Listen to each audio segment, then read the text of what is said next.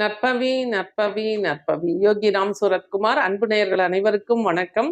வாழ்க்கையில பொருளாதார முன்னேற்றம், நிம்மதி, பாசிட்டிவ் எனர்ஜி, இது போன்ற நிறைய விஷயங்கள் நமக்கு எப்பவுமே இருக்கணும். இந்த மாற்றத்தை சில இசைகளின் மூலமாக நம்ம மாற்றத்தை கொண்டு வர முடியும். அதற்கு நம்ம ஒரு சில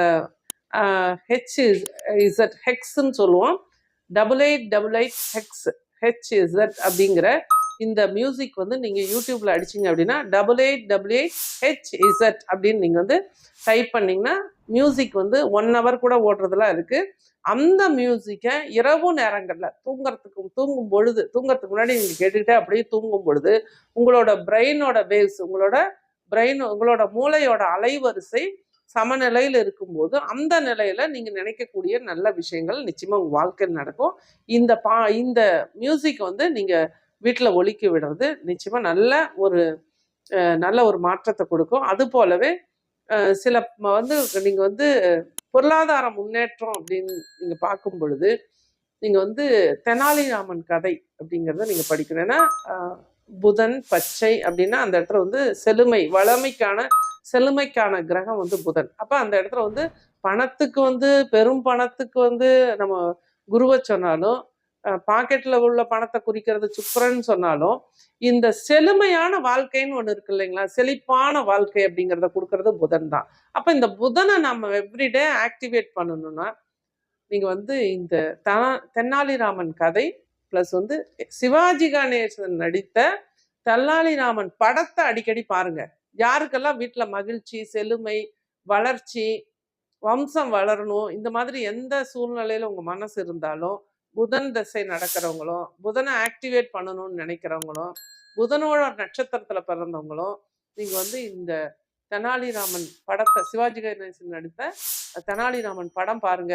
உங்களுக்கு ஒரு நல்ல ஒரு சேஞ்சஸ் வர்றதை நீங்களே உணர முடியும். வாய்ப்புள்ளே ஒரு தெனாலிராமன் கதை படிக்கிறது இன்னும் ரொம்ப ரொம்ப சிறப்பு.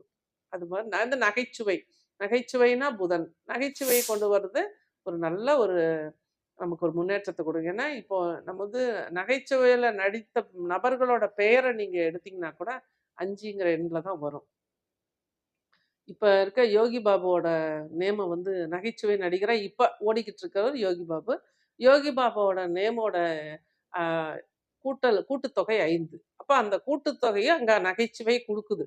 அந்த எண் கணிதத்துக்கும் நம்மளோட வாழ்க்கைக்கும் பெரும் தொடர்பு இருக்கு. அதுவும் நிறைய நான் ரிசர்ச் பண்ணி நிறைய பேருக்கு நான் சொல்லி கொடுக்குறேன், மாற்றத்தை கொடுக்குறேன்.